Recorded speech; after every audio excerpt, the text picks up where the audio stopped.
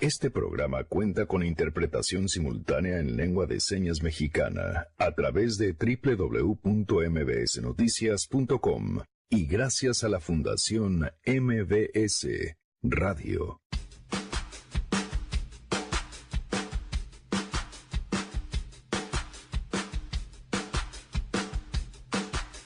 El Día Internacional de la Mujer, el 8 de marzo, fue encontrada con una herida de bala en la cabeza. 5 días después murió. La Sedena lo manejó como suicidio, pero podríamos en realidad hablar de un feminicidio más. La historia la tiene más adelante Frida Guerrera. Se tiene que tener un registro de agresores sexuales en este país y tenemos que tenerlos bien señalados porque no puede ser que estén deteniéndose. Además de todo, las sentencias son de risa.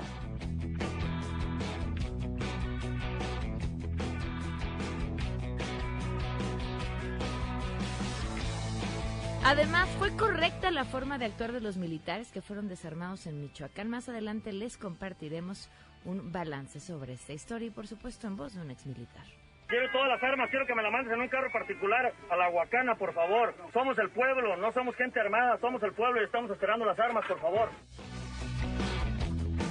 Tenemos buenas noticias y más. Quédense, así arrancamos a todo terreno. MBS Radio presenta A Todo Terreno con Pamela Cerdeira. Continuamos. Imagine all the people living life in peace. You may say I'm a dreamer. 12:37, le agradezco enormemente a Víctor Hernández, exmilitar y ex asesor en la Secretaría Técnica del Consejo de Seguridad Nacional, asesor, también ha estado aquí platicando ya cuando fueron las elecciones, ¿no? Por alrededor del proceso Así es, hablamos de la Guardia Nacional. Hace poco regresaste, siempre con una visión súper interesante sobre esto que sucedió el 26 de mayo, que fue un video que, bueno, a mí me llenó de preguntas. Sobre todo aquellas relacionadas con la justicia y con cómo no funciona para todos, después de ver la imagen de militares a quienes hoy se les está depositando la esperanza de regresar la seguridad al país, pues retenidos por civiles prácticamente sin poder alguno. Gracias por acompañarnos. No, al contrario, Pamela, muchas gracias por la invitación. Si quieres, vamos a recordar un poquito la cronología de los hechos. El pasado domingo 26 de mayo, militares adscritos a la Quinta Compañía de Infantería No Encuadrada en Michoacán tuvieron 2 enfrentamientos en el transcurso de la mañana que tuvieron los siguientes saldos. Hubo 2 civiles muertos, 2 civiles heridos y varias armas incautadas. Los civiles heridos, un padre y su hijo aparentemente ajenos al enfrentamiento, resultaron heridos simplemente por haber tenido la mala suerte de estar cerca de la balacera, y pobladores del municipio de La Huacana, furiosos justo porque estos 2 civiles inocentes habían sido lastimados, le exigieron a los militares que le dieran atención médica a estas personas, cosa que en efecto ocurrió. Los militares llevaron a estas personas a un hospital en La Huacana. El problema empieza cuando estos pobladores rodean a los militares y ya no les preocupa tanto el tema de los civiles heridos, sino que les exigen que regresen las armas incautadas, que eran específicamente fusiles de alto poder AK-47, AR-15 y Barrett. En redes sociales empiezan a circular los videos en donde estos pobladores desarman y humillan a los militares y exigen por teléfono al comandante de la zona militar que hasta que no regresen las armas no van a liberar a los militares.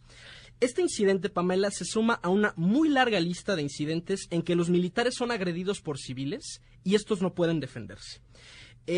Esto generó mucho debate en redes sociales porque había 2 posturas. Por un lado, los críticos de las Fuerzas Armadas, quienes sostienen que este maltrato a los soldados era la consecuencia inevitable de años de prácticas de tortura y desaparición forzada a cargo de las Fuerzas de Seguridad en México. Y por otro lado, los defensores de los militares, quienes decían que esto es un atentado a la legalidad, que es absolutamente imperdonable que en un país de instituciones y de leyes uno pueda desarmar a militares, exigir que te regresen las armas que te quitaron y además quedes impune. Y lo que es importante problematizar de entrada, Pamela, es que nuestras Fuerzas Armadas sí tienen un muy largo historial de violaciones a derechos humanos. Pensemos en la Guerra Sucia, en la matanza del 68, en casos como Tlatlaya, y las cifras no mienten. En 2006, último año del sexenio del presidente Vicente Fox, hubo solamente 8 denuncias contra personal de la Sedena por violaciones a derechos humanos. Por tomar un número al azar, En 2009, ya en pleno apogeo de la guerra contra el narcotráfico, hubo 1,644, cifras del Diario Oficial de la Federación. En el librito que mencionamos la vez pasada, Lamentada Estrategia, donde Roberto Gil Suarte en el prólogo dice, a ver, ¿por qué tenemos esta crisis de violaciones a derechos humanos en México? Y él tiene dos hipótesis. Dice, a ver, el sistema de justicia en México no sirve. Tenemos policías mal capacitados, mal equipados, no tenemos suficientes ministerios públicos, los jueces son corruptos y el Estado mexicano adoptó dos estrategias para ofrecer seguridad a sus ciudadanos. Número uno, pactos criminales, porque si yo acuerdo con el cártel o con la banda, se ordena el crimen y puedo ofrecer un poco de más tranquilidad a la ciudadanía. Y número dos, con la tortura. Si el delincuente sabe que llegando al Ministerio Público da una lana o integran mal la carpeta de investigación y va a salir libre, lo que han recurrido no solo los militares, sino también los policías en México es a la tortura para obtener inteligencia, para obtener la confesión y, en muchos casos, también la desaparición forzada, bajo la lógica de que el mejor delincuente es el delincuente muerto. Esa es la postura de los que critican a las Fuerzas Armadas. Y por otro lado tenemos el ámbito de la legalidad, que es absolutamente intolerable que tú puedas agredir a un policía, a un militar, esos niveles, humillarlos. Piensen en la lógica militar. Entregar las armas, el acto de rendirse frente al enemigo es profundamente humillante. Y ustedes pueden ver el video, uno se llena de rabia porque ves la cara de los militares de impotencia. Rendidos. Así es, definitivamente. Yo quiero aprovechar, para quienes nos están viendo en el streaming, traigo unas cuantas muestras y traje hasta juguetes para que no digan que aquí trajimos armas de fuego reales, Pamela, sobre el equipo que tiene un policía y un militar en los Estados Unidos versus el equipo que tiene el policía y un militar en México. Okay. El manual de uso de la fuerza, Pamela, nos dice que hay 4 niveles de uso de la fuerza: la disuasión, la persuasión, la fuerza no letal y la fuerza letal. Vamos al caso del oficial gringo. El oficial norteamericano tiene, por un lado, un gas pimienta para inmovilizar al agresor. Tiene cosas como pistolas eléctricas. Okay, suelen ser más grandes. ¿También es de juguete? Esta, no. Bueno, esta la compré en un mercadito. Suena muy bien. Tenemos el sustituto del tolete, que es el bastón retráctil. Es una macana, pero que puede guardarse menos espacio. Las esposas para inmovilizar al detenido. Y por último, el arma de fuego. El último recurso. De todo esto, Pamela, ¿qué es lo que tiene el militar y el policía mexicano? El policía tiene nada más sus esposas y su pistola. Y yo te lo cuento como exmilitar. Los militares no llevamos esposas. Entonces, pues cuando hay un detenido, pues ahí se le amarra como puede, con una agujeta o que no vaya amarrado o como sea. ¿Por qué? Bueno, o sea, supongo que tiene que ver con la lógica de el para qué son las Fuerzas Armadas, para qué son los militares. Pero ese para qué ha dejado de ser desde prácticamente que empezó su sexenio Felipe Calderón. ¿Por qué no se han armado más? Armado me refiero, bueno, o sea, con otro tipo de materiales. Han habido 2 grandes procesos en la seguridad pública en México. Por un lado, se ha militarizado la seguridad pública y se ha policializado al ejército. Okay. El problema de esas dinámicas es que todavía no alcanzan al equipamiento orgánico que lleva un militar. ¿Por qué Andrés Manuel propone hacer una Guardia Nacional con personal de la policía militar? Es muy irónico, esa decisión en realidad la puede tomar por algo que hizo el gobierno anterior, que tanto ha criticado. El secretario de la Defensa, Salvador Cienfuegos, empieza desde el inicio del sexenio a empoderar, a acrecentar en números la policía militar. ¿Por qué? Porque el policía tiene al mismo tiempo la disciplina militar, esa capacidad logística de despliegue, y por otro lado, el entrenamiento con este tipo de instrumentos. Pero ¿cuál es el problema? Son muchos menos los policías militares que los elementos de otro tipo de servicios y de armas en el ejército. Y el problema, insisto, no es solamente en el ejército. Piensa en el policía bancario que te encuentras en la calle. El policía bancario no tiene estas opciones de despliegue de uso de la fuerza. Entonces, fíjate, al militar y al policía le dices, tú tienes 4 niveles de uso de la fuerza, pero en realidad, como solo llevas la pistola, solo puedes disparar o no disparar. Y si los militares, en este caso, el 26 de mayo, hubieran disparado contra la población que se les acercó para acorralarlos, la nota hubiera sido muy distinta. Ahorita estaremos hablando de unos asesinos, desalmados, que los metan a la cárcel. Y la pregunta es, oye, en efecto los civiles venían desarmados, pero su vida realmente estaba en peligro. Los estaban golpeando, los humillaron, les pudieron haber hecho otra cosa, se pudieron haber quedado las armas que les quitaron a ellos. Es decir, está mal interpretado el manual de uso de la fuerza en México, y eso lo que genera es que exponemos a nuestros militares y a nuestras policías a este tipo de situaciones en que no se pueden defender y en las que se vulnera la legalidad. veía al presidente recibiéndolos, felicitándolos, y lo entiendo en la lógica de la política, porque, como dices, la narrativa hubiera sido otra. Eso no le hubiera convenido a nadie, bueno, ni a los pobladores, ni a los militares, pero mucho menos a una naciente Guardia Nacional. Pero insisto, me preocupa este otro tema. O sea, ¿no tendríamos que haber dicho algo más? O sea, haber contado esto, bueno, ¿y cómo vamos a hacer para que esto no les pase a los militares? A ver, hay un gran dilema. La solución no es solamente entregarle todos estos niveles de uso de la fuerza a nuestros policías y militares, porque el problema de fondo sigue. Como el sistema de justicia no sirve, los militares, los policías, los ministerios públicos van a seguir torturando y van a seguir desapareciendo, porque ponte en el chip de soldado. A mí me dieron una misión: acabar con el narco, acabar con la delincuencia. No lo puedo hacer con la ley en la mano. Voy a utilizar otro tipo de tácticas. La desaparición forzada. Muerto el perro, se acabó la rabia. Esa es la lógica que está detrás. Te voy a contar una anécdota que a mí me aterró.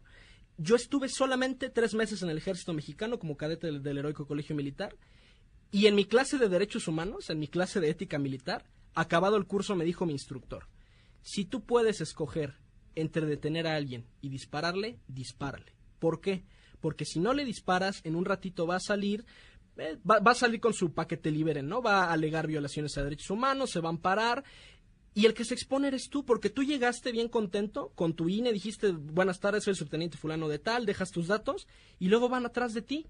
Entonces, es muy trágico, Pamela, porque nuestros militares, nuestros policías hoy tienen miedo de hacer su trabajo. Se ha generado una cultura de protección al delincuente en vez de una protección a la autoridad.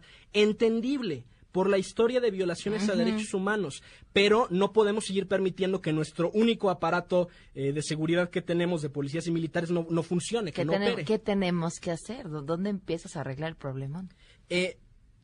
A ver, de entrada lo que tenemos que lograr es reformar el sistema de justicia para disuadir los delitos. La teoría de la elección racional nos dice: cuando tú vas a cometer un delito, ponderas 2 elementos: 1, la pena, y 2, la probabilidad de ser detenido. En México, según la encuesta nacional de victimización, 99% de los delitos quedan impunes. Entonces, si no hay riesgo de que me detengan, yo voy a seguir cometiendo delitos. Entonces hay que empezar, número 1, incrementando el número de nuestros ministerios públicos. En promedio, Pamela, un ministerio público en México tiene más de 100 carpetas de investigación. ¿Tú te imaginas lo que es investigar 100 delitos para comprobarlos más allá de toda duda razonable en un tribunal? No hay forma. Segundo, y lo han insistido mucho los académicos, capacitación policial, dignificación policial. Necesitamos servicios profesionales de carrera. Hay policías en este país que ganan 5,000 pesos. Nadie se va a jugar la vida por 5,000 pesos. Va a aceptar sobornos, obviamente. Y después también viene el lado del sistema de justicia. Que los juicios se tomen 2 o 3 años en este país vulnera, por un lado, la presunción de inocencia, y número 2, lo que genera son posibilidades de irregularidades en el proceso, ¿no? Pues le damos una lana al perito, al juez de primera instancia, ¿no? Para que se haga de la vista gorda, y donde tenemos que empezar es justo en ese ámbito dedicado a disuadir las conductas delictivas, pero hay un problema más de fondo, Pamela. En México hay un componente social del delito. Hay muchas personas en este país que se dedican a delinquir por falta de oportunidades educativas y por falta de oportunidades laborales. Y la política social en México no se hace pensada en sacar a la gente de la pobreza, se hace para hacer campaña política. Pensemos en Luis Donaldo Colosio, Pepe Mid, Josefina Vázquez Mota, que fueron candidatos a la presidencia inmediatamente después de haber sido secretarios de Desarrollo Social, porque entregas la ayuda y, como dice Tames Bebé, Ramón Morales, lo que buscas es generar reciprocidad. Y lo mismo está pasando en este sexenio. No das ayuda social en aras de que la gente salga de la pobreza, sino en aras de que se acuerde de ti en la próxima elección. Ok, estamos fregados. Sé que la pregunta es sumamente simplista, pero ¿entonces estuvo bien la reacción que tuvieron los militares? De conformidad con cómo se interpreta hoy el manual de uso de la fuerza, sí. Porque los agresores no estaban armados, entonces si ellos hubieran respondido con sus armas de fuego hubiera sido desproporcional. El problema es que esa interpretación está muy equivocada. Hubo un caso similar hace poco en Puebla con el tema del huachicol, en que empezaron a agredir a los militares con piedras. Misma interpretación, si hubieran disparado los hubieran metido a la cárcel. Pero una piedra en la cabeza, Pamela, te puede descalabrar, te puede dejar inconsciente y puede ser una amenaza para tu vida. Entonces, lo que hay que lograr es reinterpretar este manual para que haya más flexibilidad en el uso de la fuerza y, sobre todo, Pamela, que tengan nuestros militares otras opciones de uso de la fuerza. El gas pimienta, el taser, el bastón retráctil, las esposas para inmovilizar al detenido. Si no tienes condiciones materiales, ¿qué es lo que va a pasar? Pues de pronto pegan tiros al aire, pues de pronto como que medio te pegan con el fusil, pero no es suficiente para defenderse. ¿Y esta discusión se está dando? Bueno, se acaba de publicar la ley de uso de la fuerza con respecto a la Guardia Nacional. Yo la sentí un poco incompleta, o sea, tiene cosas que le faltan que sí estaban en el manual de uso de la fuerza. El problema no es tanto la ley, Pamela, el problema es la práctica. O sea, el militar sabe que tiene las de perder. Si presenta a alguien al Ministerio Público, sabe que va a salir a las 2-3 horas y sabe con toda certeza que si acciona su arma para defenderse, la opinión pública, los tribunales, lo primero que van a pensar es represión, asesino, porque se generaron esta mala fama en el intento de resolver el problema con tortura y con desapariciones forzadas. Muchísimas gracias, de verdad es siempre un placer escucharte. Les vamos a compartir las fotografías para que nos quede mucho más claro todo esto que nos ha estado platicando y para que te sigan.